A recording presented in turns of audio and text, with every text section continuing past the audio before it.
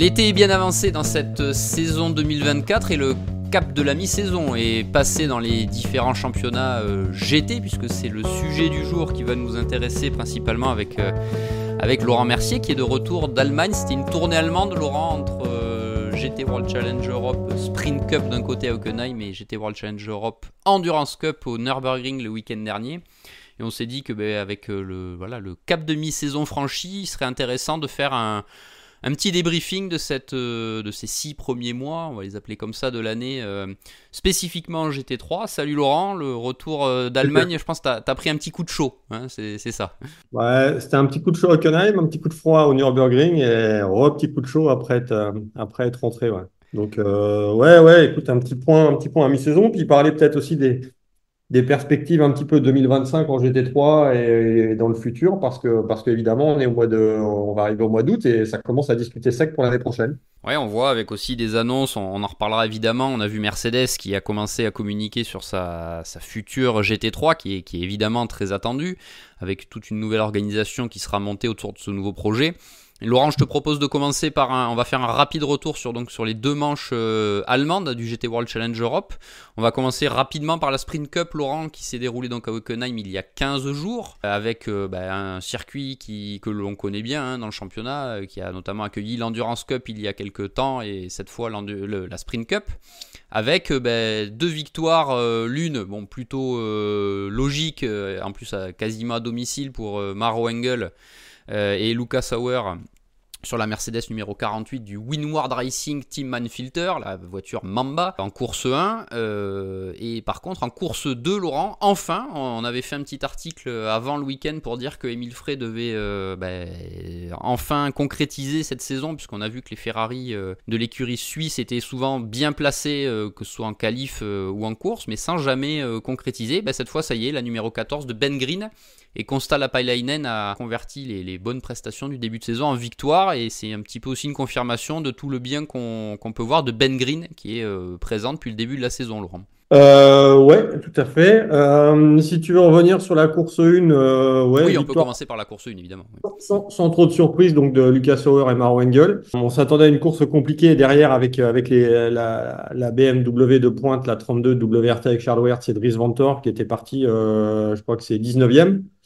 Et qui termine deuxième. Alors, on a eu un petit réajustement de BOP, une fois de plus, durant le meeting. Donc voilà, on attendait aussi une belle perf du retour de la Ferrari aussi à F Corset avec Eliseo O'Dono et Thomas Fleming qui avait été brillant à Brands Hatch pour l'ouverture de la saison avec un équipage qui ira en Gold Cup. Et là, c'est une 4e place. Avec la Et pole. avec la pole. Et après, comme tu l'as dit, en course 2, ils ont fini 3e, donc sur la 3e marche du podium, avec Ben Green et Consta Lapalainen sur la Ferrari Emile Frey Racing. Quoi te dire que ça a toujours été compliqué pour la Porsche Rutronic, avec Sven Müller et Patrick Niederhauser. On en parlera peut-être après avec le Nürburgring. Mais Hockenheim, ça a encore pas été terrible quand tu vois la qualité de l'équipe et la qualité de l'équipage. Et puis le changement qui a été plutôt pas mal au final du team Hengstler qui est passé d'Audi à Lamborghini. Plutôt, je sais pas, ouais, on peut appeler ça une belle perf quand même. Ah Euh, on peut hein, parce que la voiture a joué largement elle a- aux la avant-postes pole.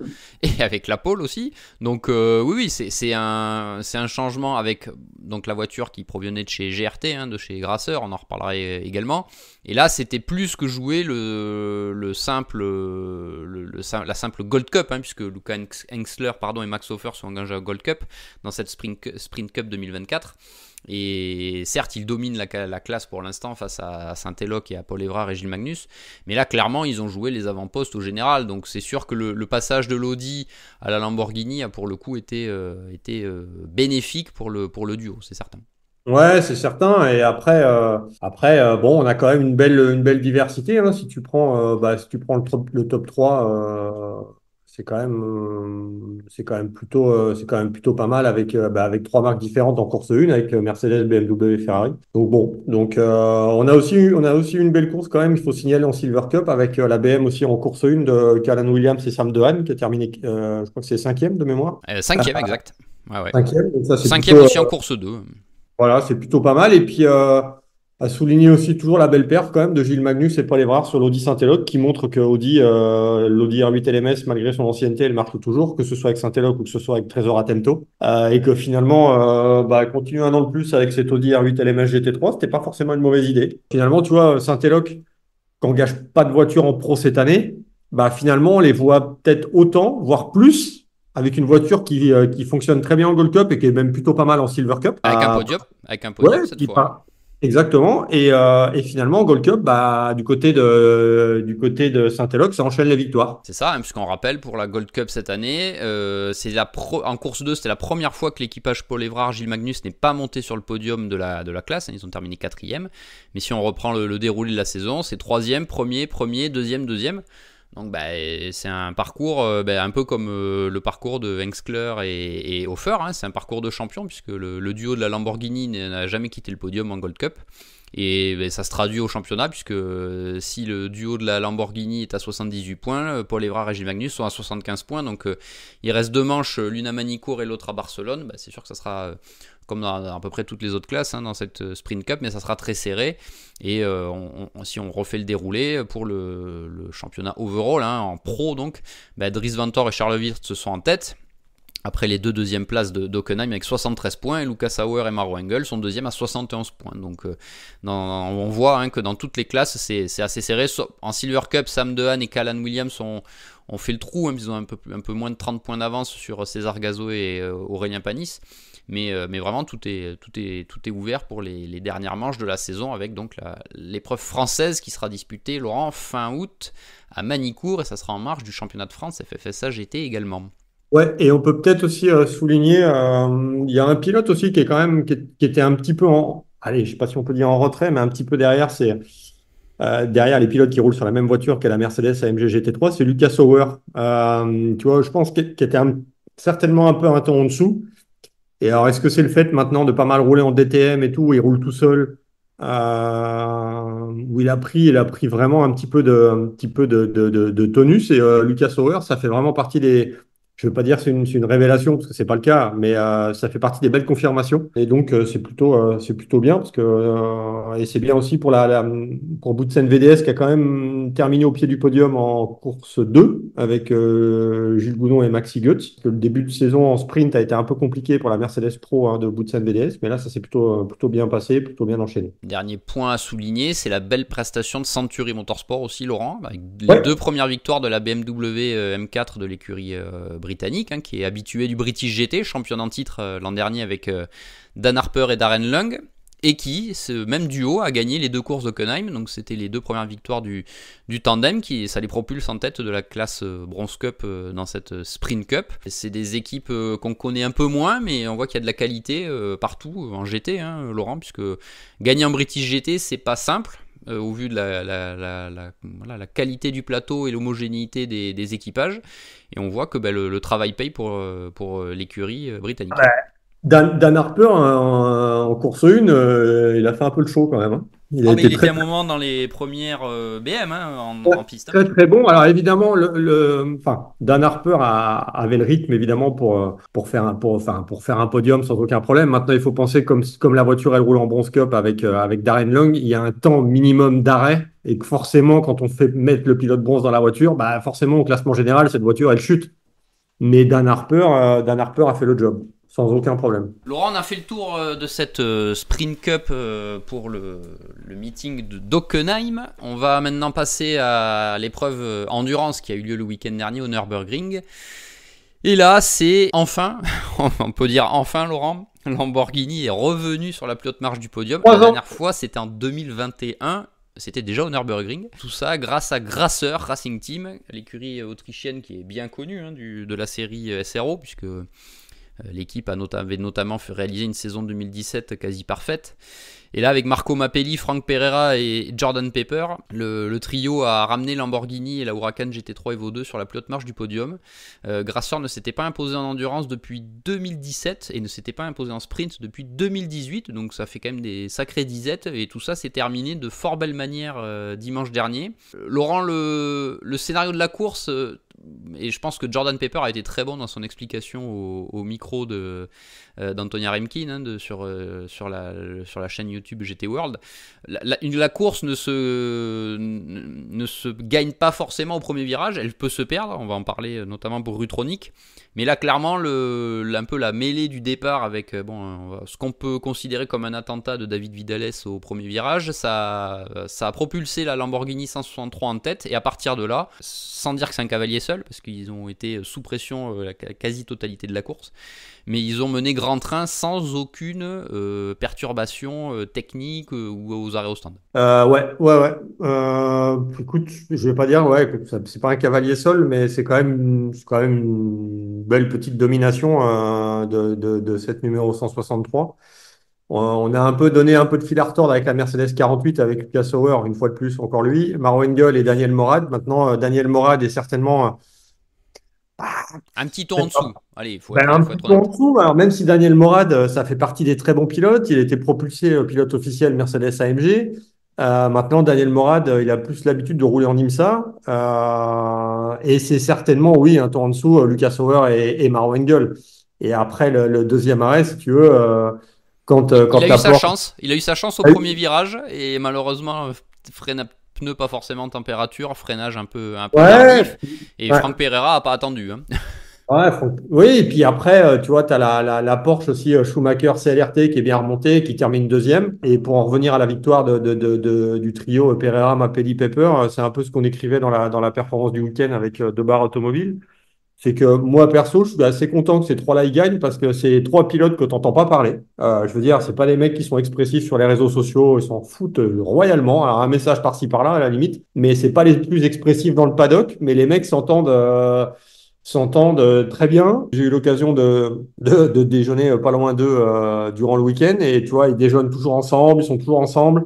Tu sens qu'il y a vraiment une histoire d'équipe. Les trois, faut clairement dire que les trois en ont chié dans leur carrière avec Franck Pereira qui a quand même connu un passage à vide qui revient sur le devant de la scène d'une façon magnifique. Il avait déjà eu la Super Pole au Crowdstrike 24 heures de Spa, mais là, ça montre que ça fait partie du top des pilotes. Marco Mappelli, que certains ont un peu défoncé parce qu'il avait tendance à faire des conneries, alors qu'en fait, Marco Mappelli, c'est un mec qui est très solide et c'est vraiment un bon mec. Et Jordan Pepper, qui s'était retrouvé sans volant après l'aventure Bentley, qui va rouler avec Kepax aux États-Unis, qui en fait commence pas la saison parce que c'est Engelhardt qui commence la saison dans la 163.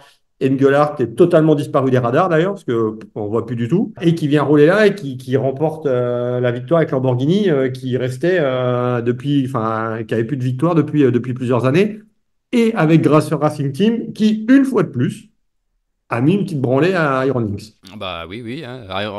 Grasseur qui est revenu en pro après plusieurs saisons passées notamment en Silver Cup ou voilà avec pas sur le pas en coulisses entre guillemets mais moins mis en avant que ce que ça avait pu être le cas parce qu'on se souvient que l'équipe avait notamment beaucoup participé au développement de la voiture de la toute première version.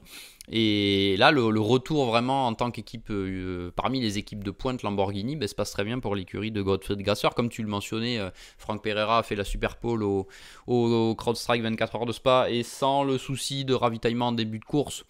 On peut penser que la voiture qui a terminé 5e aurait sans doute pu viser à minima le podium. Donc oui, l'équipe autrichienne a trouvé, je pense, le bon trio en plus avec l'Osmos que tu mentionnais. Si le début de saison n'a pas été conforme aux attentes puisqu'ils avaient terminé hors des points au Paul Ricard, là ils sont revenus quand même un petit peu dans le match et avec les deux manches restantes Monza et Jeddah, ça peut potentiellement faire partie des candidats pour le titre. Ils étaient pas en pro l'an dernier en GT World Challenge Europe de mémoire, parce que je crois qu'ils avaient deux voitures en Silver Cup. Voilà, donc c'était cette année qu'ils reviennent, voilà, c'est ça. Ouais, voilà. Et souviens-toi aussi aux 24 heures de Spa, après la Super Pole de Franck, le début de course a été compliqué avec l'histoire du ravitaillement au carburant où ils ne pouvaient pas mettre la totalité, mais c'est quand même eux finalement qui ont obtenu le meilleur résultat d'une Lamborghini à Spa. Et que si tu compares avec Iron Lynx, qui a quand même beaucoup de moyens, qui fait quand même rouler Bortolotti, Caldarelli, Cairoli, qui sont loin d'être des peintres, depuis le début de saison, force est de constater que grâce au Racing Team, c'est mieux qu'Iron Lynx. Ouais, et puis on le voit aussi en DTM, hein, l'équipe est performante, on le voit dans la plupart des championnats où ils sont engagés, en général, les Lamborghini grasseurs sont toujours là, quoi. Donc c'est une équipe qui connaît parfaitement la voiture. Sur le papier, c'est quand même des gens qui sont aptes à jouer les premières places chaque année. Et puis la bonne, la troisième place de la Mercedes, c'est pas tellement une surprise. La quatrième place de l'Audi, Trésor ATM Racing et Az, AK et Feller, ça va aussi. Rové, c'est dans le coup. Comme Toulouse, ça vient de gagner Spa. Mais la bonne surprise, on va dire, qui est une bonne surprise, c'est la deuxième place de la Porsche Schumacher CLRT de Ayan Guven, Lorin Heinrich et Dorian Boccolacci. Tu vois, il y avait eu quand même la cagade au Paul Ricard, Oui. où là, ça pouvait jouer la gagne sans aucun problème. Spa, c'est un manque de bol. Et ici, ça termine deuxième à quoi? Moins de 10 secondes, 9 secondes et quelques de mémoire. Ça, c'est plutôt bien. Alors évidemment, il y avait la Porsche Rutronic Racing qui, à mon avis, à la régulière, je pense qu'avec le trio qu'il y avait, ça pouvait jouer aussi la gagne sans aucun problème. Maintenant, bon, on a vu ce qui s'est passé avec notre ami David Vidales, qui a une fois de plus fait de la merde. Ah bah Soyons. il a freiné clairement trop tard et il a tourné dans la Porsche, hein, on va être Ah, mais très clair. alors, après, c'est difficile pour moi de critiquer parce que je suis pas pilote. Mais il a Ah, fait un peu. Non, mais là, oui, il a fait un peu c'est teubé. c'est du constat, on va être très clair, c'est Mais malheureusement pour lui, c'est un simple constat. qu'est-ce que tu vas t'emmerder à arriver pleine balle dans un premier virage au Nürburgring quand tu sais comment ça tourne, que tu es dans le peloton et toi, tu arrives pleine balle à droite et tu te dis, putain, lui, je vais passer en tête et je vais sortir. Ah non. Voilà. Non, parce que Et la Porsche, par donc contre, crevaison et dégâts un petit peu au niveau du châssis, donc abandon, pénalité logique, même qui a tardé quand même, hein, parce que je pense que la pénalité aurait pu ouais, être là, mise c'est pas. beaucoup Oui, plus oui, tôt, mais oui, bon, ça oui. c'est encore une autre histoire. Mm. Et donc forcément la course de la 71 en partie ruinée, et bon, le point de la 10e place, je pense que n'est pas ce qu'attendaient Vincent Abril, Thomas Neubauer et David Vidales Ah forcément. bah, moi, je suis Surtout quand tu Vincent. vois le rythme de la 51 aussi, on peut en parler aussi, qui est parti 48e et qui a fendu le peloton en début de course. Ah oui, moi, je suis Vincent et Thomas. Le David Vidalais, je l'attache dans le camion et je le sors à Monza, hein. Surtout sur les terres de Ferrari. Mais non, mais quand tu vois déjà ce qu'il nous a fait à Spa, alors c'est certainement un très bon pilote, mais là, à un moment, tu fais de l'endurance, tu n'es plus en monoplace. Ben c'est ça, voilà, c'est ça. Franchement, je pense que si bien Vincent que Thomas, ils lui ont expliqué, évidemment, on lui a expliqué comment ça fonctionnait. Tu roules à 3, tu prends le départ et tu vas emplafonner la Porsche qui fait la pole et qui avait de grandes chances de gagner parce que Rutronic était un peu passé à côté, comme on l'a dit en début de podcast, et là revenait vraiment sur le devant de la scène avec vraiment un top équipage. Tout est ruiné dès le premier virage. Et Patrick Niederhauser à l'antenne a plutôt été smart. Oui, oui. Peut-être moins sur les réseaux sociaux après. Un petit peu moins sur les réseaux sociaux, mais c'est un peu le coup le coup de sang, on va dire, après l'incident. Tu vois le début de saison un peu compliqué, notamment en sprint. Tu reviens sur un circuit que lui, comme la plupart des pilotes, connaît par cœur. Tu vois que la Porsche fonctionne plutôt bien. Tu es en pole. Bon, là, c'est vrai que tu partirais 45e. Tu as un incident dans le premier virage, dans la mêlée, ce qui arrive souvent, hein. On l'a vu un peu plus loin, Laurent, avec la BMW de Valentino Rossi, qui a été aussi dans la mêlée. Bon, c'est sûr que ça aurait été aussi difficile à accepter, mais peut-être un peu moins que quand tu es en pole et avec la possibilité de gagner et enfin chasser le chat noir qui te suit depuis le début de saison. C'est qu'en plus, quand tu vois ce qu'ont fait Alessio Rovera, David Erigon et Alessandro Pierguidi qui partent 48e et qui terminent 8e, parce qu'il y a eu un problème en qualif avec un contact avec la BMW de WRT, la voiture de Valentino Rossi. Il y a eu un unsafe release et tout, donc ça s'est accroché, ça n'a pas roulé, donc c'est parti 48e. Et il faut quand même souligner, de toute façon, on l'avait dit aussi dans la perfo du week-end avec de Bar Automobile, Alessio Rovera, qui une fois de plus a été vraiment très très bon. Et finalement, ça termine huitième. On a encore l'Aston Martin comme Toulouse encore, hein, qui sort d'une victoire aux 24 heures de Spa avec Niki Tim, Mattia Drudi Mhm. et Marco Sorensen, qui a fait une course, on va dire, on peut dire solide, qui termine sixième, hein. Cinquième et avec une pénalité. Oui, oui, oui, oui, oui, c'est vrai.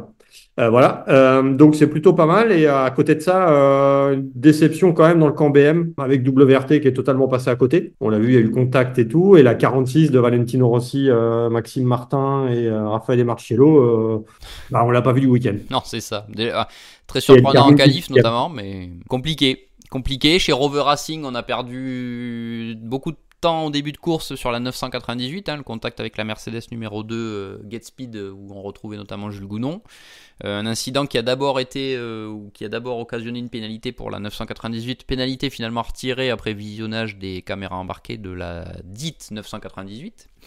Les commissaires n'ont finalement pas pu dire qu'il y avait une prédominance dans la responsabilité. Et la 98 qui prend 15 secondes de pénalité, mais bon, on sentait que les voitures, les BM n'étaient pas les plus véloces, je pense, le week-end dernier au Nürburgring sur cette piste Grand Prix. Et donc, outre Laurent, le résultat overall sur cette manche endurance du Nürburgring, on va souligner la nouvelle victoire en Gold Cup de Saint-Éloque avec Paul Évrard, Gilles Magnus et Jim Pla. Laurent, sur l'ensemble de la saison, ça fait victoire au Paul Ricard, deuxième place aux 24 heures de Spa, victoire au Nürburgring pour la numéro 25. Donc comme on disait, c'est une voiture qu'on voit beaucoup du fait des bons résultats du trio, du trio Évrard-Magnus-Pla, puisqu'on rappelle que c'est Paul Évrard et Gilles Magnus en sprint. Donc encore une fois, une belle prestation de la 25 et qui prend un petit peu l'avantage sur la Mercedes Almanar de Al-Zubair, Baumann et Grenier, qui termine deuxième devant la voiture du HRT de Michele Beretta, Arjun Maini et Youssouf Ovega. Pour la Sprint Cup, la Silver Cup, là on aura une domination et une belle revanche pour Boutsen VDS avec César Cazot, Roémie Huas et Aurélien Panis qui avaient vraiment vécu un crève-cœur à Spa, si vous en souvenez, avec Aurélien Panis contraint de s'arrêter dans les dernières minutes avant l'arrivée sur un problème de transmission dans la descente vers le rouge. Bon, là, cette fois, la voiture a largement dominé la course et c'est une première victoire cette année en Gold Cup pour le trio. La Bronze Cup, Laurent, elle... Avec Rutronic. Ah oui, Rutronic, exactement. Et bon, après, Rutronic, c'est bien une victoire en Bronze Cup, mais je pense on aurait voulu mieux, c'est sûr. Je pense qu'on attendait un peu plus, du coup. Laurent a fait le tour des deux manches allemandes du GT World Challenge Europe qui globalement, on va dire, marque un petit peu la mi-saison, le passage mi-saison dans ces deux séries. C'est un peu l'occasion de revenir sur, on va commencer par ce GT World Challenge Europe, sur ce début de saison. Qu'est-ce que toi tu souhaites retenir globalement des premières courses qu'on a pu voir en endurance et en sprint? On vous rappelle, en endurance, on a eu Paul Ricard, Spa et donc le Nürburgring. Alors que pour le sprint, Brandzach, je vais y arriver, Misano et Hockenheim ont déjà eu lieu dans la série. On peut retenir évidemment la victoire d'Aston Martin aux 24 heures de Spa, puisque ça a été quand même le grand moment de l'année, puisque en plus c'était l'édition du centenaire. Laurent, c'est un début de carrière encourageant. Tu as pu, toi, en parler avec l'encadrement d'Aston Martin pour cette nouvelle Vantage. Oui, quand tu gagnes les 24 heures de Spa dès la première année de la voiture, alors évidemment, avec des si la Ferrari n'avait pas été bloquée dans l'entrée de la voie des stands par la Lamborghini, on va pas refaire le match, mais bon, au final, on retiendra quoi? On retiendra qu'Aston Martin a gagné les 24 heures de Spa et surtout que la voiture, elle est fiable parce que tu vois, Valkenhorst Motorsport, sans une pénalité qui est peut-être un peu exagérée à Spa, ça pouvait faire podium aussi. Donc l'Aston Martin, je pense que c'est une voiture qui est bien née. C'est un peu plus compliqué dans d'autres championnats. On en reparlera peut-être, notamment pour le WEC. Mais ouais, c'est un bon début de carrière de l'Aston. On voit que c'est quand même c'est assez serré. Si tu prends les teams en tête du championnat, la tête du championnat pour l'instant, c'est comme Toulouse avec Aston suite à la victoire, évidemment, aux 24 heures de Spa, où où ça a permis de rapporter pas mal de points. Et les points intermédiaires, puisqu'il les points intermédiaires, les 12 points du passage en tête à la 6e heure. Et que derrière, tu vois, tu as une BM, une Audi, une Lambo, une Ferrari, une autre BM et une Mercedes. Alors, c'est peut-être un peu plus compliqué pour Mercedes et pour Porsche, parce que la première Porsche, je crois qu'elle est 10e. Ouais, c'est ça, Schumacher. De Schumacher CLRT. Avec les seuls points du Nürburgring de la semaine dernière, du week-end dernier. Ouais, voilà.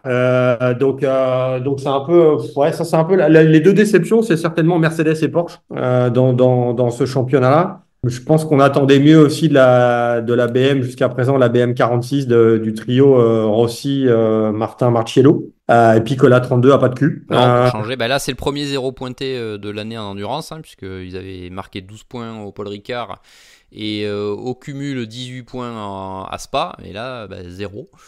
Donc c'est un peu le coup d'arrêt pour WRT, mais comme tu dis, la 32 encore pas de chance. Là c'est encore pas de chance et c'est compliqué, ouais. Et je te coupe, mais la 32 elle a pas marqué de points au Paul Ricard. Elle a abandonné. Il y a eu un contact. Oui, je parlais de WRT, je parlais de l'équipe WRT dans son ensemble. Ah merde. Ok, désolé. Oui. Je pensais que tu parlais que de la Non, 32. non, non, non, c'est l'ensemble de l'équipe. Oui, c'était pour le classement de team. C'est un peu compliqué, ouais. C'est un peu compliqué pour la 32. C'est un peu compliqué pour WRT et même Rové. Il y a eu les histoires à Spa de contact et tout, mais ouais, c'est les deux petites déceptions, c'est Mercedes et Porsche pour moi. Et est-ce que pour toi, Laurent, BM, là en GT World Challenge Europe, avec les équipages qu'il y a, que ce soit chez Rove ou chez WRT, bon, c'est sûr qu'on attendait mieux, mais est-ce qu'il n'y a pas justement trop de pression dans un sens du résultat? Tu as des pilotes quand même et des équipes qui connaissent parfaitement la voiture. Enfin, du côté de Rové, je pense qu'on est un peu au-dessus de WRT. Alors oui, on a plus l'expérience de la voiture. Oui, on a participé au développement de la voiture, ce qui n'est pas le cas de WRT qui l'a pris, qui a 1 an et demi, on va dire, avec cette BMW M4 GT3, qui est certainement différente avec l'Audi quand tu as passé 10 ans avec la même voiture. Bah, forcément, c'est un peu plus facile. Et puis Rové, Rové, c'est la petite équipe, t'entends pas parler. Et Rové, je vais pas te dire que ça la met au fond à chaque fois, mais si tu fais des pronostics, tu peux demander. Tu vois, on est bien placé pour le savoir parce que nous aussi, on fait nos petits pronostics entre nous. Et à chaque fois, tout le monde met une BMW Rové sur le podium. Oui, oui, Parce puis que on voit par ailleurs que Rove est toujours là, hein, au Nürburgring. Bon, là, l'édition était très particulière cette année, mais bon, ils sont pas loin de l'emporter. Et surtout, si la course va au bout, qu'est-ce que ça donne? Chaque année, ils sont là, et ils sont là sur les grandes courses.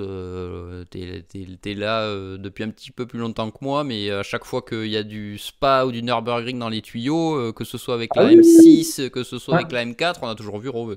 Ouais, on a toujours vu Rové, mais c'est un peu plus compliqué. C'est aussi un peu plus compliqué pour WRT. Alors, c'est sûr que WRT, par rapport à Rové, c'est pas comparable en termes de programme parce que WRT a aussi le championnat du monde d'endurance. Il y a aussi la découverte de l'hypercar cette année. Alors, OK, les équipes sont pas les équipes techniques sont pas les mêmes.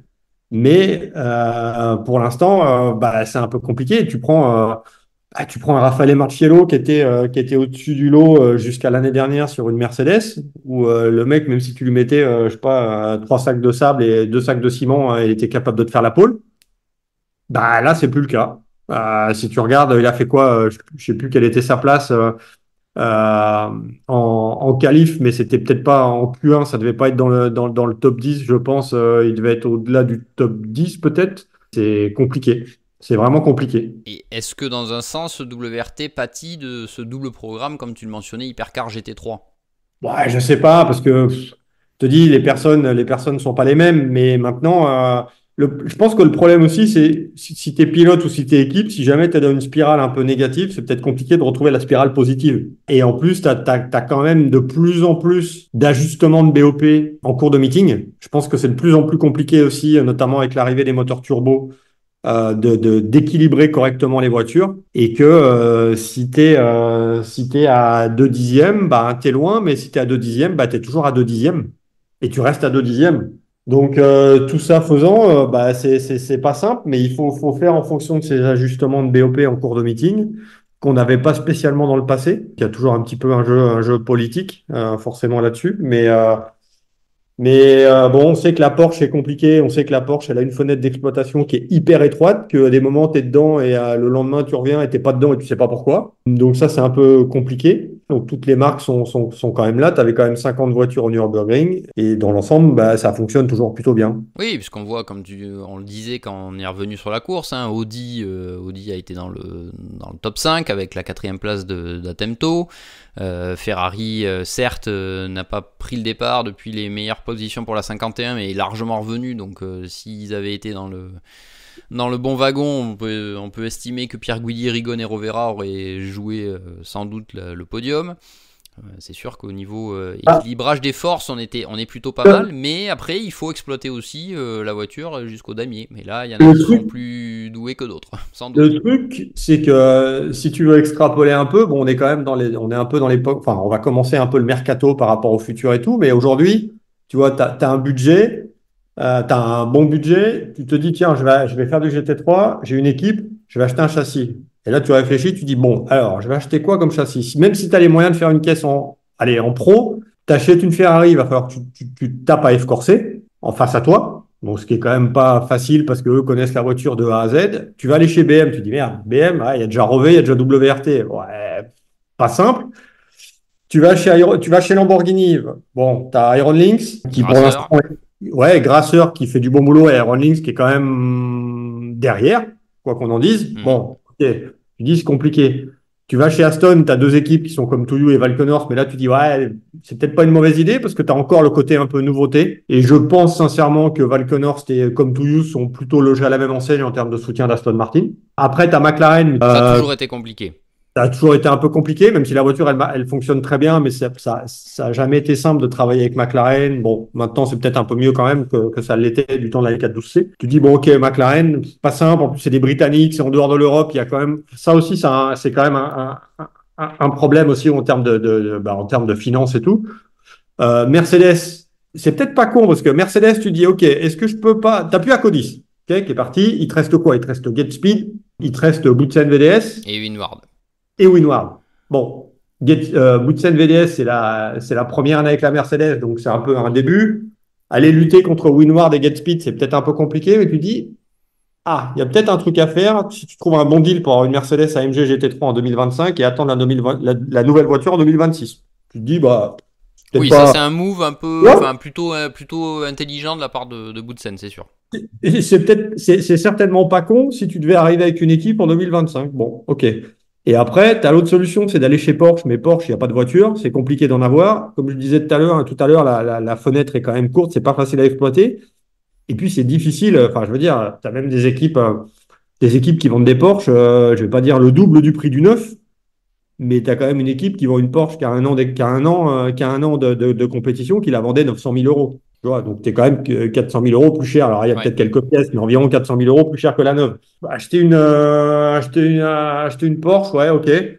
Et après, il va te rester quoi? Il va te rester Ford, Audi. Alors, moi, je me Corvette, dis, mais Corvette, ça, on en parlera après, puisque pour l'instant, ça ne nous concerne pas pour le GT World Challenge Europe. Ford, c'est compliqué. Et puis Ford, enfin, tu as quand même intérêt d'avoir quand même quelques moyens parce que la voiture, elle coûte quand même cher. Et après, tu dis, bah, pourquoi pas, tu vois, je suis Saint-Éloque ou Trésor à Temtou, je dis, bah, pourquoi pas faire rouler une Audi un an de plus. Le seul problème que tu vas avoir, c'est qu'est-ce que tu vas trouver des pilotes à mettre dedans qui vont vouloir payer pour rouler dans une Audi qui est en fin de vie, sachant que Ouais, Audi là a derrière, tu sais que logiquement, t'as rien, quoi. C'est ça. ben, tu sais que t'as rien, mais et en plus le problème le problème qu'il y a, c'est qu'Audi a quand même très mal communiqué sur le sujet parce que si t'extrapoles un peu ce qui a été dit, on te dit ah ben Audi arrête donc il y a plus de soutien, il y a plus rien. Bah si, sur tous les meetings, il y a un camion de pièces Audi. Oui, il y a plus de pilotes officiels Audi qui sont on va dire entre guillemets distribués dans les équipes, notamment pour les grandes courses que sont le Nürburgring et Spa.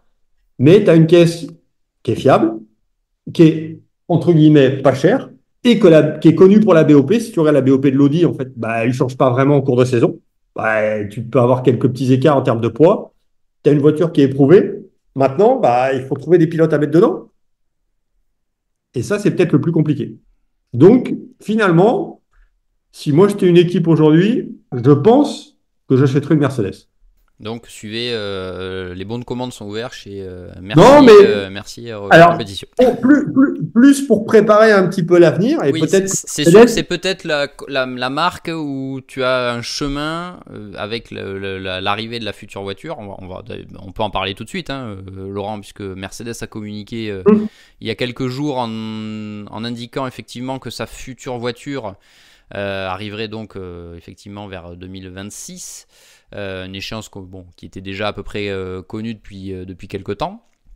Et surtout, ce qui change là, c'est l'articulation autour du développement de la voiture et du programme Customer Racing que va mettre en place Mercedes, puisque c'est à Walter Bach Racing GmbH qui va s'occuper de tout ça. Et tu peux nous en dire un petit peu plus. Le truc, c'est que moi, je comptais bien, évidemment, voir Stéphane Wendel au Nürburgring, qui est le patron de la compétition client chez Mercedes. Mais il n'était pas là, donc c'était compliqué de le voir. Je pense plus pour pas forcément répondre aux questions, parce qu'on a essayé d'en savoir plus sur cette nouvelle Mercedes AMG GT3 et tout le monde a un petit peu botté en touche là-dessus.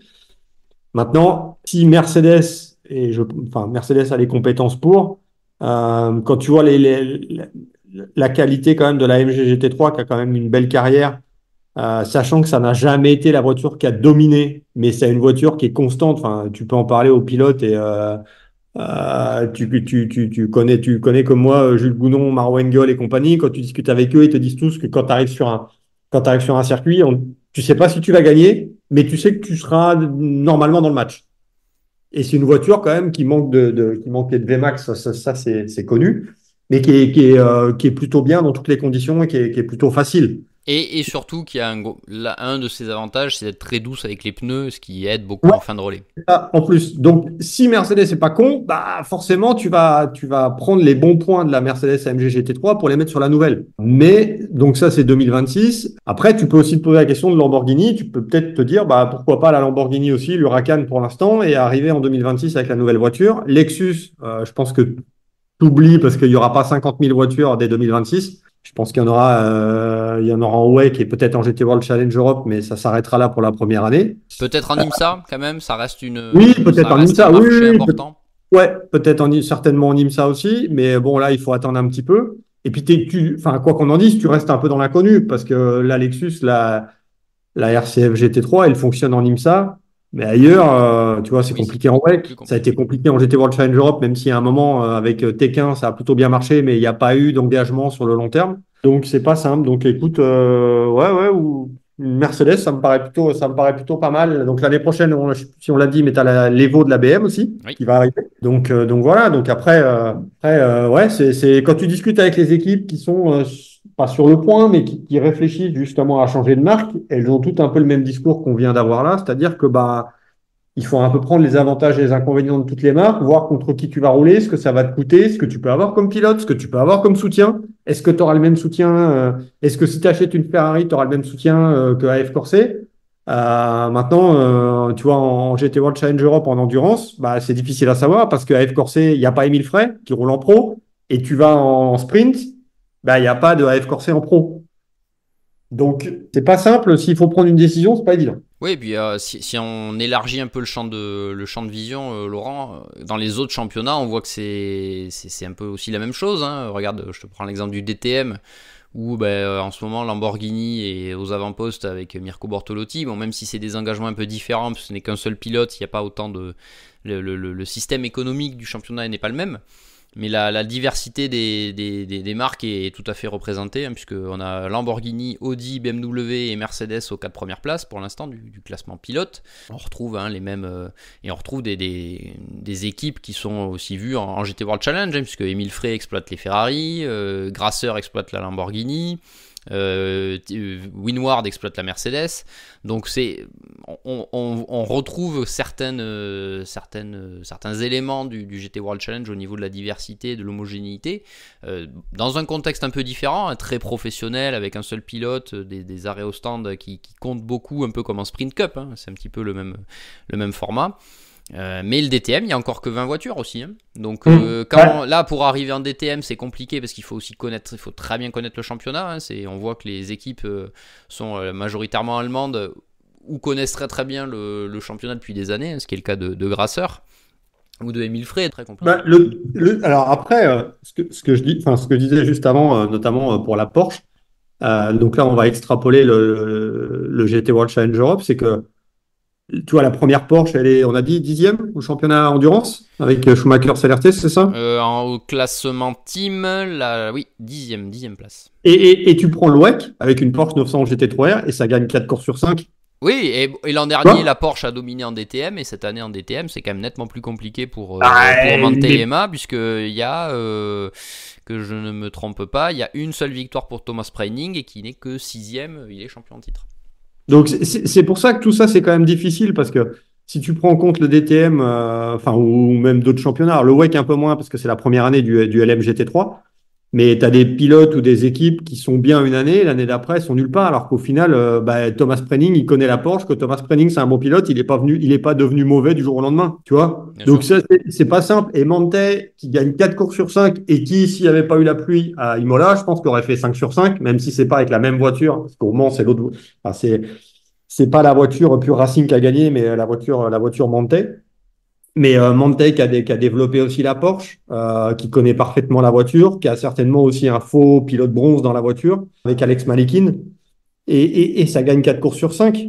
Tu vois, et la seule course que Manthey n'a pas gagnée, c'est WRT qu'il a gagné avec les conditions qu'on a connues à Imola. Et là, Manthey est carrément au-dessus du lot et c'est une fessée aux autres. Alors, ok, il y a les pneus Goodyear, c'est pas les pneus Pirelli, c'est pas les pneus Michelin, du GT Open notamment. ok, mais t'as des équipes, alors si là on parle un peu de WEC, bah, tu as des voitures qui sont totalement passées à côté jusqu'à présent. Tu Bien vois, sûr. La Corvette est inexistante.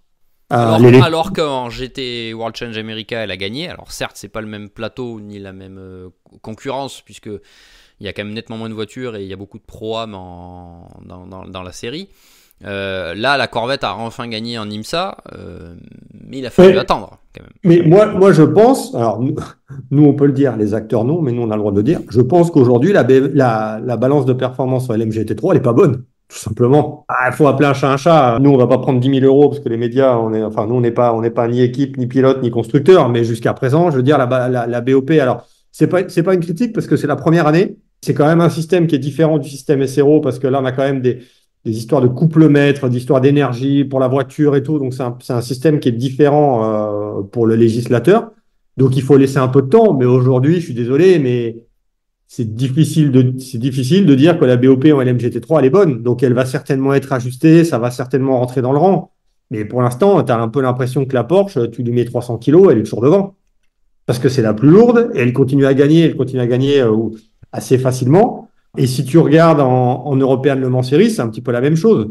Oui et non, parce que c'est Iron Lynx quand même qui mène, mais tu prends par exemple les Iron Dam. Alors, après, c'est toujours pareil, il faut voir la qualité de Sarah Bovy par rapport aux autres pilotes contre qui elle roule. Il y a trois pôles. Voilà, faut toujours remettre dans le contexte, évidemment. Tu vois, as toujours le contexte pilote bronze qui fait la qualif et tout. Mais c'est pour ça que tu achètes une Porsche en GT World Challenge Europe, bah, tu es dixième au classement. Et en WEC, tu achètes la même Porsche et tu gagnes 4 courses sur 5. Alors, c'est pas la même équipe, c'est pas les mêmes pilotes, mais on a le même équipage pur racing en WEC qu'en GT World Challenge Europe. Bah, c'est pas la même domination. Maintenant, c'est un peu normal parce que avec Alex Malikin qui est bronze, la voiture, elle roule quand même dans la classe pro parce qu'ils ont changé la catégorisation l'hiver dernier de Joël Sturm.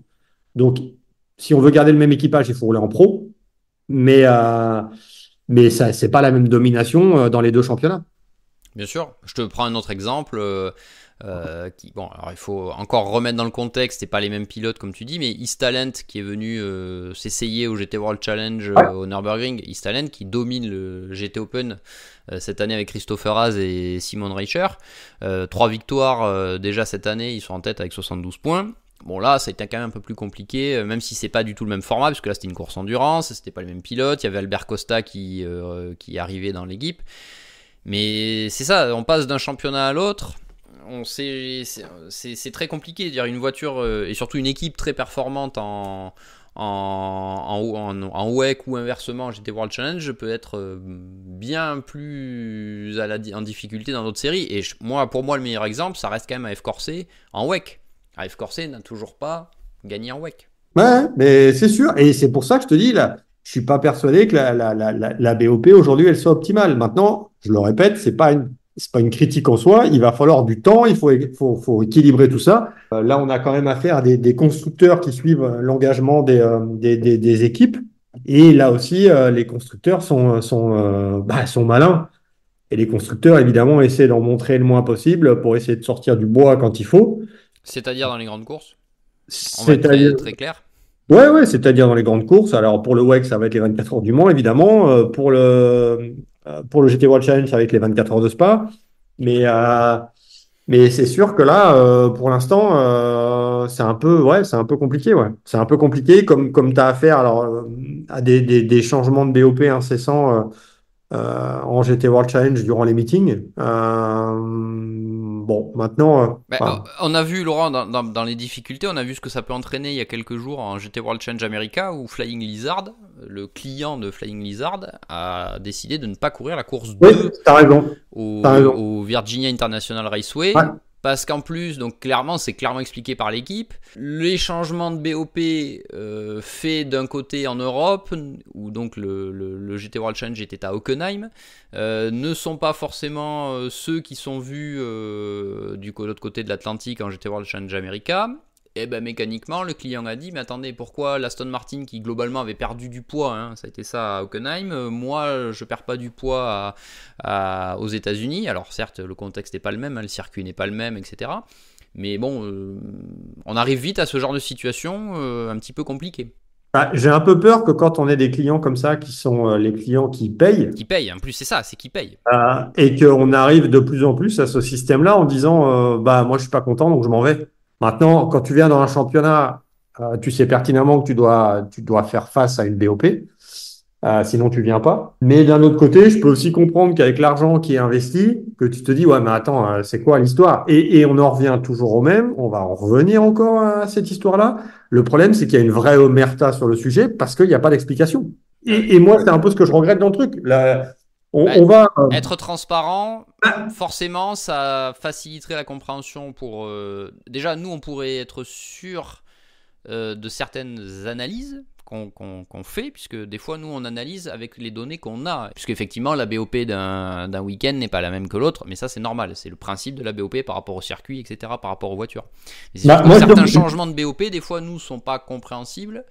Alors qu'une bonne explication, ou au moins la transparence du processus, ça serait forcément plus clair pour tout le monde. Et surtout quand on nous dit que la BOP n'intéresse pas, bah c'est pas vrai. moi, je suis pas ingénieur, donc si tu me fais voir 250 000 graphes avec des trucs et des calculs et tout, je vais te dire un truc, j'aurais peut-être dû écouter un peu plus en maths quand j'étais à l'école. Mais au moins, si tu veux que tu es quelqu'un, tu es toujours quelqu'un qui t'explique, qui te dise, bon voilà, on a remarqué ça, on fait ça, ça et ça. On ne demande pas avoir de chiffres confidentiels pour expliquer.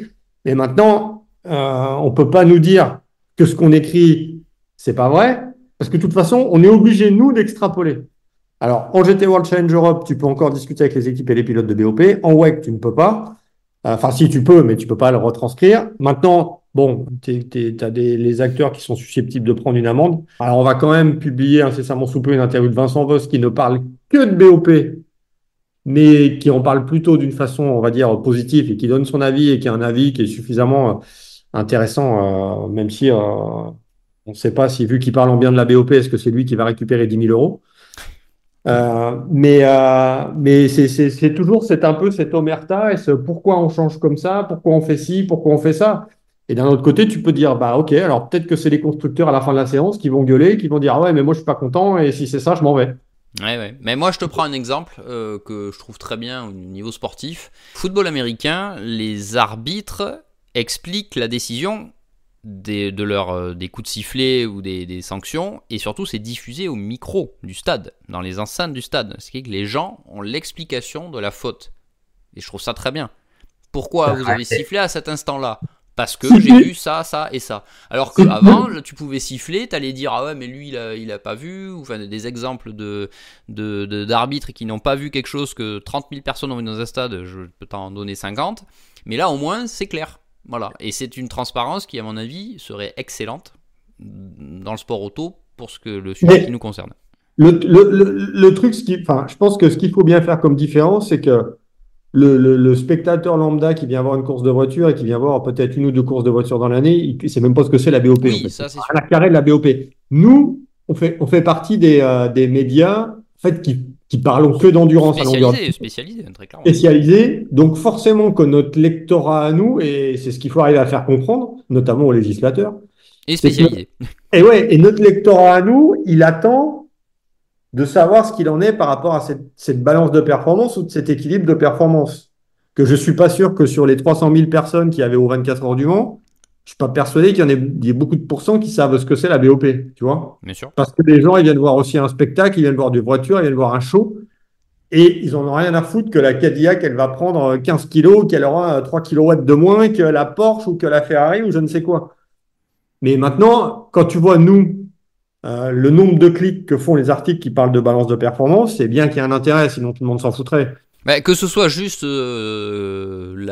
les décisions, dire la BOP de telle course, c'est ça, ou effectivement, quand les acteurs pouvaient s'exprimer dans certains championnats, c'est vrai que dès que ces articles tournaient autour de ce sujet, c'est sûr que ce sont des choses qui sont très lues. Parce que, moi j'en reviens au point, c'est quand même l'élément central du règlement, que ce soit en WEC, que ce soit en GT3, en GT World Challenge Europe, pour ce qui nous concerne. C'est ce qui permet, Ah, c'est ce si, qui permet au championnat aussi d'exister dans un sens. et Parce que si sinon, tu- on en reviendrait aux courses à l'armement qu'on a connues, et on sait très bien où ça mène. Alors moi j'en veux un peu plus d'ailleurs aux constructeurs plus qu'aux législateurs, parce que je pense que le constructeur, dès que tu as les constructeurs dans le lot, évidemment, tout le monde veut tirer un petit peu la couverture à ses pieds. Tout le monde veut gagner et vendre. Et les constructeurs ne montrent pas tout, et je pense que le mal et c'est un peu ce qui sera dit au début, enfin, une partie de l'interview de Vincent Voss. Là, il a raison. Enfin, je vais pas spoiler l'interview, mais tu prends le début du BPR qui se transforme en FIAGT. 2 ans après, il n'y a plus personne parce que les constructeurs ont foutu le bordel.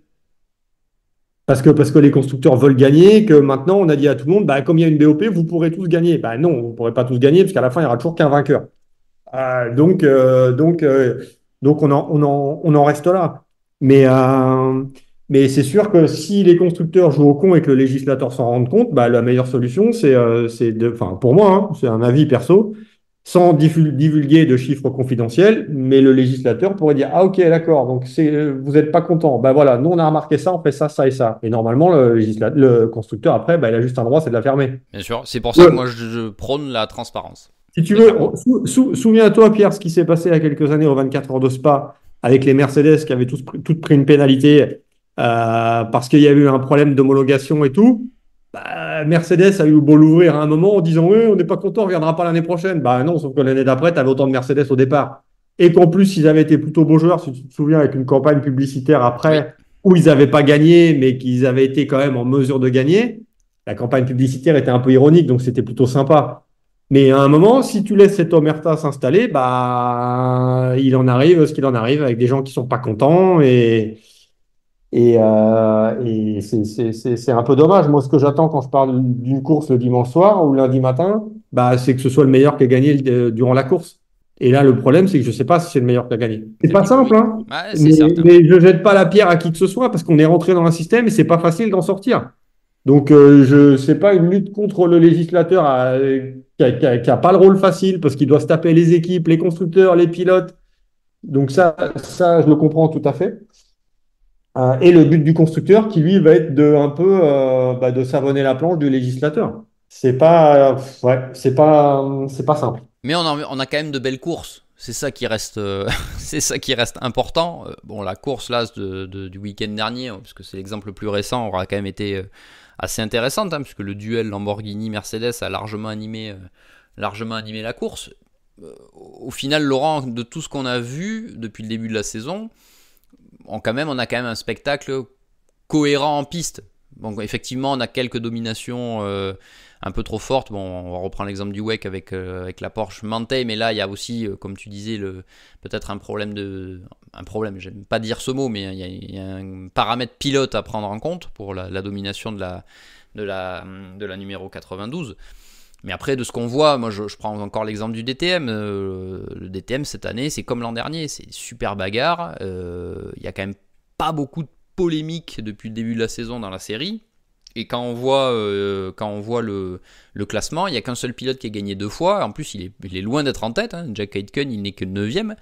Quand Mirko Bortolotti, lui, est d'une régularité sans faille et est très loin devant. Donc il y a aussi ça à mettre en balance, le mot est peut-être pas le mieux choisi, mais par rapport effectivement à toutes ces discussions qu'il y a autour de la BOP.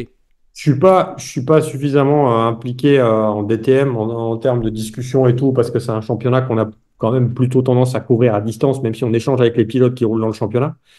Mais bon, le DTM a quand même été réputé dans le passé pour avoir toujours été un championnat quand même un peu politique. Maintenant, moi, j'en reviens toujours au même. Pour l'instant, la catégorie, je vais pas dire enfin, la catégorie qui est la plus ouverte et la plus transparente, même si on peut s'en plaindre parce que c'est un peu du monotype, mais c'est le LMP2. C'est certain. Moi, en P2, je sais le lundi matin ou le dimanche soir, bah, qui a été meilleur. Ouais, c'est le propre des formules, comme tu dis, entre guillemets, monotypes, puisqu'il n'y a que des châssis Oreca, on rappelle, notamment en ELMS et aux 24 heures du Mans. C'est Mais sûr que ça facilite la lecture du travail des équipes et des pilotes.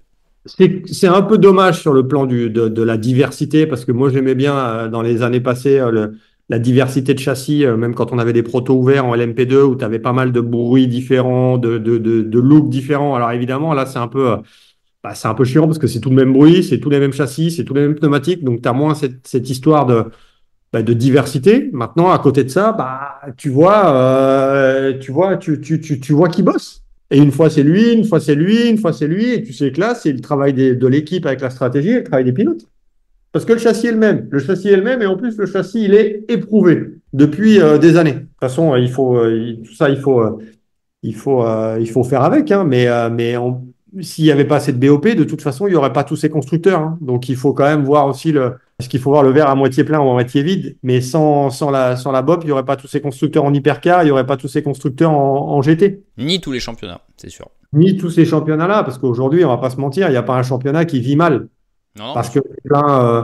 c'est plein partout et c'est plein, tu vois, tu prends la GT4 European Series notamment, bah, c'est plein aussi. Je reprends les autres championnats. L'International GT Open est plein aussi. Les séries GT3 font globalement le plein, hein. En IMSA, GTD Pro, GTD, on a vu la croissance de la catégorie GTD Pro cette année. C'est pareil, hein, c'est pas pour rien qu'il y a toujours autant, voire plus de voitures que par le passé. Bah, et puis mis à part Audi qui pour le moment a débranché la prise. Alors après on est jamais à l'abri d'une surprise avec Audi. Surtout, oui, voilà, c'est ce que j'allais te dire, surtout avec Audi. Enfin, je parle en GT3 surtout. Mais tu vois, tous les autres constructeurs bah, vont continuer. Maintenant, il va quand même falloir se poser une question, c'est que où tout ça va nous emmener, notamment par rapport au modèle de route, parce qu'on peut pas dire que tous ceux qui ont pris la voie, évidemment, de l'électrique, on peut pas dire que ça fonctionne bien pour le moment. Donc, est-ce qu'il va y avoir un réajustement marketing? Est-ce qu'il va y avoir une coupe dans les budgets de la compétition, notamment la compétition client? Bah, ça, c'est pas, enfin, ça, moi, j'en sais rien, hein. Je fais pas partie des boards des constructeurs, mais quand on sait que c'est pas le sportif qui dirige le sport auto ou la compétition client, mais plus le marketing et la branche, on va dire, voiture particulière, ça, on sait pas. Et puis en hypercar, bah, c'est un peu la même chose parce qu'en hypercar, vu que tout le monde veut gagner, mais que tout le monde pour l'instant ne gagne pas, maintenant, on peut pas mettre la BOP en considération sur tous les constructeurs parce que je pense que pour l'instant, c'est bien de se retrancher parce que c'est aussi l'excuse facile, hein, de dire bah, on gagne pas parce que la BOP est pas bonne. Ouais, enfin bon, il y a peut-être une histoire de voiture, une histoire d'exploitation, une histoire de stratégie. Donc il y a quand même pas mal de paramètres avant de de tirer sur la BOP, mais tu peux aussi craindre que ceux qui gagnent pas, à un moment, ceux-là, c'est se barrent. Mais les perspectives sont quand même encourageantes. Quand tu vois globalement, là je parle pour le futur très proche, hein, 2025-2026, les constructeurs, bon, on parle de Lamborghini, Mercedes, ont des nouvelles voitures dans les tuyaux, Toyota également. Bon, ça reste quand même encourageant. Après, pour rebondir sur ce que tu disais sur l'électrique, souviens-toi que la FIA souhaitait lancer un championnat un peu électrique, que des équipes bien connues pensaient peut-être éventuellement y aller. Bon, ça c'est parti dans les limbes, je ne sais où pour l'instant. C'est peut-être gardé dans un tiroir pour plus tard, mais c'est sûr que ça c'est quelque chose qui n'a clairement pas pris l'électrique là pour le GT. Je pense qu'il y a aussi les questions là on en revient aux questions des coûts, c'est certain. Mais après il faut aussi voir que pour le futur très proche, on a quand même les constructeurs qui sont encore engagés avec une vraie volonté de perdurer, hein. Je pense pas que Mercedes, Lamborghini et Toyota, Lexus, je ne sais quelle marque sera utilisée pour la future voiture, mais ils font pas ça pour juste dire on a construit la voiture. Il y a une vraie volonté d'être là. Ah oui, oui, il y a une vraie volonté d'être là et on en avait discuté avec Stéphane Rattel à Spa. Il y a aussi d'autres constructeurs qui regardent arriver en GT3, pas spécialement pour le court terme, on va dire pour le moyen terme. Donc il y a quand même de nouvelles marques, dont une qui regarde quand même fortement à venir se frotter au GT3 à l'échelle mondiale. Mais oui, c'est une formule c'est une formule qui fonctionne bien. Enfin, tu vois, le GT3 va fêter son 20e anniversaire en 2026. Ouais, Et donc quand tu maintenant, vois que Ford, qui est quand même un des grands constructeurs mondiaux, est revenu, on va dire revenu, même si c'est la première réelle vraie GT3 faite par Ford Performance. Bon, c'est quand même encourageant de voir des gens comme ça travailler sur le sujet. Et puis il y a une vraie implication, hein. Corvette a lancé sa nouvelle voiture aussi cette année. Bon, c'est quand même pas des marques non, mais qui n'ont pas d'histoire en sport auto, quoi. Mais le problème qui va se passer à un moment ou à un autre, et ça, Stéphane Rattel est le premier à le préciser, c'est si jamais les GT3, les coûts explosent. Bah, déjà, Laurent, les coûts ont déjà sacrément augmenté. Alors, je veux bien qu'il y ait eu beaucoup d'inflation, qu'il y ait qu'il y ait aussi des difficultés d'approvisionnement diverses et variées. Mais souviens-toi du prix d'une Audi R8 LMS GT3 catalogue qui doit être encore d'ailleurs au même prix globalement, on va dire 400 000. Aujourd'hui, on parlait tout à l'heure, si on veut rentrer chez Ford, c'est plus la même. Hein. Et bon, en général, t'achètes pas une voiture. Enfin, pour un modèle économique, on va dire un peu viable sur le long terme, en général, tu essaies d'avoir 2 autos. Quand tu discutes avec des équipes qui veulent ou changer de marque ou monter des programmes en GT3, généralement, elles raisonnent toujours à 2 autos. Donc là, tu dépasses quand même déjà le million d'euros, je pense, largement, le million et demi d'euros même, largement, quand tu veux t'engager, que ce soit avec la nouvelle Ford, quoi, par exemple. Donc il faut déjà avoir les reins solides, rien que pour acheter la voiture. Bah, oui, tout à fait. Et en plus, si tu veux, si tu veux rentabiliser, en plus, l'idéal, c'est quand même de faire plusieurs programmes. Mais Oui. forcément, ça complexifie le sujet parce qu'il peut y avoir toujours des clashs de dates ou alors tu fais du GT World Challenge Europe et tu fais du sprint et de l'endurance et là, le problème est réglé pour les calendriers. Mais quand tu vois le prix des pièces, le prix des voitures, le prix des programmes, enfin, quand tu vois un programme WEC en GT3 est devenu plus cher qu'un programme LMP2. On parle du GT3, on ne parle pas d'une voiture avec des pneus clients et pas des pneus confidentiels comme on avait dans le passé avec les Michelin. Et tu dépasses pour une voiture en WEC en GT3, tu dépasses 5 millions d'euros pour une voiture. Mais Non, là est mais le premier problème. Là je est sais le pas si premier tu problème. imagines, 5 millions d'euros pour faire rouler une GT3 qui peut rouler partout dans le monde. 5, et encore je dis 5, voire même un peu plus. Mais allez, 5 millions d'euros. Bah, Donc, ok, très bien. Et aujourd'hui, si t'as pas un client qui a vraiment les moyens ou un sponsor titre X ou Y, c'est très compliqué. Très compliqué. Et ou le donc, soutien d'un constructeur pour certains programmes. ouais, il faut trouver les pilotes à mettre derrière. Entre guillemets, l'avantage du LMGT3 en WEC, c'est que tu as quand même un pilote bronze qui amène une partie du budget parce que le pilote bronze est obligatoire dans chaque voiture. Donc là, au moins, tu sais à quoi t'en tenir et qu'il faut forcément que tu aies quelqu'un qui paye. Mais pourquoi ça coûte aussi cher? Ben déjà parce qu'il commence à y avoir un peu plus de courses, qu'il y a des Et des déplacements déplacements, voilà. overseas et qui sont très loin. Et là le championnat, lui, y est pour rien, mais tout a augmenté. Les billets d'avion ont augmenté, les hôtels ont augmenté, les repas ont augmenté. Bon, je te parlerai pas du prix du carburant C'est ce que j'allais te dire. aussi, Et les pneus. les pneus, et donc tout a augmenté au final. Donc évidemment, bah, quand tout augmente, c'est difficile de faire baisser les coûts. Donc, Ouais. ça va être, je pense, la vraie prochaine target des constructeurs, ça va être de proposer une GT3 à un prix qui soit quand même qui soit décent. Si tu arrives à une GT3 qui arrive à 1 million d'euros, je veux dire, OK, en 20 ans, tout ça, ça a évolué. Mais moi, je me souviens en 2006, à Silverstone, pour l'ouverture du championnat FIA GT3, qui était la première course des GT3. Et qu'à cette époque-là, on avait encore pas mal de GT1. Quand tu arrives et que tu voyais, c'était quoi? C'était des Porsche Cup, des Ferrari C'est ça. Challenge améliorés ou des Ascari ou des trucs. Et tu te dis, mais c'est quoi ce championnat? En fait, ça ne marchera jamais. Parce qu'on était encore focalisé sur le côté GT1 et GT2 qui marchaient très bien. Et ça se bagarrait dans les catégories GT de pointe, aussi bien dans les séries ACO que les séries SRO. Et tu te dis, putain, c'est quoi ces GT3? Et quand tu vois où c'est rendu 20 ans après, déjà, d'une, ça existe toujours.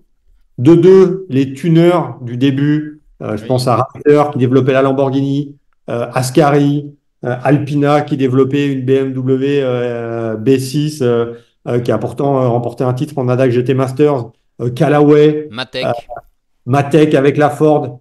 Tous ces gens-là, en final, ils sont où aujourd'hui? Ils ont disparu parce que c'est que les constructeurs qui ont pris le dessus. Tu vois, Émile Frey avait bien essayé un moment avec sa Hmm. Jaguar. Mais la Jaguar, oui, elle a brillé en fin de carrière. Pourquoi elle a brillé en fin de carrière? Parce que déjà, elle avait une BOP avantageuse. Et je veux dire, aujourd'hui, tu as un tuner qui vient avec une GT3, mais jamais il gagne une course à la régulière. Mais comme Isota Fraschini ne gagnera pas de course à la régulière en hypercar, à un moment, faut être réaliste et il faut appeler un chat un chat. Oui, parce que le développement de la voiture, Tu as ça 10 fois sera moins, nous. peut-être pas 10 fois, ouais, t'as 10 fois moins d'argent que les autres. Voilà, c'est ça. Et là, ça sera forcément nous des questions qu'on évoquera avec Mercedes, par exemple, pour le développement de la prochaine voiture. Mais c'est quand même un processus. qui est déjà enclenché évidemment, les études préalables, les études préliminaires, etc. Bon, tout ça c'est déjà enclenché. Et puis après il y a toute la partie de développement, construction, et puis de développement en piste. Et ça, c'est des heures et des heures Et de puis, roulage, du carburant, des pneus, vous mettez tous les et puis consommables habituels. Mercedes. Et puis, il faut pas oublier quelque chose, c'est que Mercedes veut forcément un truc. Il y a un truc aussi que veut Mercedes, c'est d'aller au Mans. Mais aujourd'hui, tu n'es pas engagé en hypercar. Maintenant, tous les constructeurs présents à MGT3 ne sont pas engagés en hypercar, hein, puisque McLaren aujourd'hui n'a Pas de pas programme. d'hypercar. Mhm. Ford n'a pas d'hypercar. Alors on te dit oui, mais ils ont une histoire avec Le Mans. Ouais, enfin Mercedes a aussi une histoire avec Le Mans. Mais Aston Et cette année, la voiture, il n'y a pas d'hypercar, bon, même si elle arrive l'an prochain. Hein, mais... ouais, après c'était bon, voilà. Puis il y a une histoire récente avec Oui, la oui. courbe, donc ça très bien. Maintenant, moi, je t'avoue que j'aimerais bien à terme voir une Mercedes aux 24 heures du Mans, comme j'aurais bien aimé voir une Audi aux 24 heures du Mans. Bon, après, tu as toujours ces histoires de place, tu as ces histoires d'homologation qui sont différentes puisque les voitures sont un peu différentes. Par exemple, la Lexus qui roule en IMSA et qui gagne est un peu différente de la Lexus qui roule en WEC. Si on vous Euh, rappelle, il y a une fiche d'homologation voilà, spécifique. étendue, Voilà. spécifique. C'est pour ça qu'on parle de LMGT3 Pas de et pas de GT3. GT3. Alors, on parle pas d'une révolution, hein, mais si tu regardes un peu la Lexus, elle est un petit peu différente en termes d'aéro par rapport à la Lexus IMSA. Et on va voir où tout ça, ça va nous mener, mais oui, il y a quand même de belles perspectives par rapport à l'avenir. Le WEC, l'IMSA, tous ces championnats font le plein, Laurent. Et bon, comme tu évoquais évidemment la question centrale du calendrier, puisque monter un programme c'est bien, mais ensuite il faut que tout rentre. C'est toujours très compliqué. On a vu que SRO et la CO travaillent vraiment fort sur ce point, hein, pour établir des calendriers sans conflit de date majeur. Hein. C'est pas évident, et quand on voit qu'aujourd'hui il y a aussi ce paramètre, c'est que les équipes qu'on voit là en GT World Challenge Europe vont pour certaines peut-être aller en Asian Le Mans Series, vont peut-être aller faire Bathurst. Enfin bon, il y a aussi ce paramètre à prendre en compte que il y a plus de pause. Il n'y a plus de pause dans les saisons, et qu'il faut être constamment sur la brèche pour les équipes, avec les voitures qui partent d'un côté, qui reviennent de l'autre, etc., avec tous les problèmes que ça peut occasionner. Est-ce qu'il n'y a pas quelque chose aussi à niveler de ce côté-là? Ah, Est-ce que c'est un paramètre à prendre en compte pour les promoteurs? regarde ce qui va se passer l'année prochaine avec l'enchaînement 24 heures du Mans, 24 heures du Nürburgring, 24 heures de Spa. On rappelle, ça ne sera que en 2025. Mais Voilà. Bon, après, bon, est-ce qu'on va avoir un changement de dernière minute? Alors là, principalement pour les 24 heures du Nürburgring. Alors, c'est surtout une histoire de calendrier pour l'histoire de cette date. C'est par rapport aux jours fériés aussi, notamment par rapport au commissaire. Il y a toute une histoire par rapport à ça. Et donc là, bah, oui, comme tu l'as dit, c'est que pour 2025. Mais c'est sûr que personne n'a à y gagner. Alors, ça touche pas vraiment d'équipe parce qu'il y a pas les équipes qui enchaîneraient Spa, Nürburgring, Le Mans. Il n'y en a pas 50. Maintenant, tu as des membres d'équipe, tu as des constructeurs quand même parce que tu as les trois voitures, les trois modèles qui sont engagés dans les trois championnats. Et puis, on va pas se mentir. Alors, je sais bien que c'est peut-être le cadet des soucis, mais le problème, c'est la couverture aussi médiatique. Je veux dire, tout le monde va en pâtir de cette couverture médiatique d'enchaîner, tu vois. Alors nous, on fait de l'Internet encore, ça peut peut-être aller, mais tu vas parler des trois courses majeures dans le monde, si tu mets de côté les 24 heures de Daytona, en endurance, en 3 semaines, comment tu vas avoir une couverture suffisamment bonne, étalé, voilà, c'est ça tu vois, surtout. étalée de ces trois courses? Mhm. Laurent, on a fait un petit peu là, les perspectives, on a tiré un petit peu les premiers bilans de cette première partie de saison, principalement en GT World Challenge en WEC. On peut rapidement parler de l'IMSA. Il va y avoir un petit changement, Laurent, assez important dès ce week-end, puisqu'il est à la manche de Road America. Et donc pour ce qui concerne le GT3, le GTD là-bas aux États-Unis, on a appris que Sébastien Priaulx, du fait de ses engagements avec Multimatic, puisqu'on rappelle il est très lié à Multimatic, ne poursuivra pas la saison avec Lorin Heinrich. Et c'est important puisque c'est l'équipage qui était en tête du championnat. Et on retrouvera un pilote bien connu sur cette Porsche qui va également changer de livret. Ça ne sera plus Rexy mais Roxy, donc la version rose. Et ça sera Julian Lauer qui sera sur cette Porsche numéro 77. Et Laurent, je voulais souligner ça parce que pour moi, dans un peu ce bilan, je pense que Julian Lauer, faut pas le mettre très loin des très bonnes satisfactions du début de saison. Ouais, je suis assez d'accord. Et aussi bien en GT qu'en proto. Et je pense que ouais, Julien Lower, je sais pas si on peut pas dire c'est le petit Français qui monte parce qu'il était déjà là, mais ouais, ça fait partie des pilotes que tu mets en haut de l'affiche, cette année, et qui lui, contrairement à d'autres pilotes qui peinent un petit peu plus, il est vraiment dans une spirale positive. WEC, IMSA, GT World Challenge, on a fait un point rapide sur le DTM. Laurent, en termes de GT3, il y a aussi un championnat qui marche toujours bien. Alors certes, plus discret, moins médiatique, mais bon, il y a quand même toujours des courses intéressantes, c'est le GT Open. On en a rapidement parlé. Là aussi, les courses sont disputées, hein, parce que on voit que le classement général est quand même très serré. Et il y a quand même des pilotes de haut niveau. Hein. Quand on prend le classement, Christopher Haas, on ne vous le présente plus. Jordan Pepper, on ne vous le présente plus. Il vient de gagner au Nürburgring. Fabian Schiller, Vincent Abril. Enfin, bon, je trouve que même presque depuis 2 saisons, ça fait vraiment partie intégrante du programme de certaines équipes, ce GT Open, Laurent.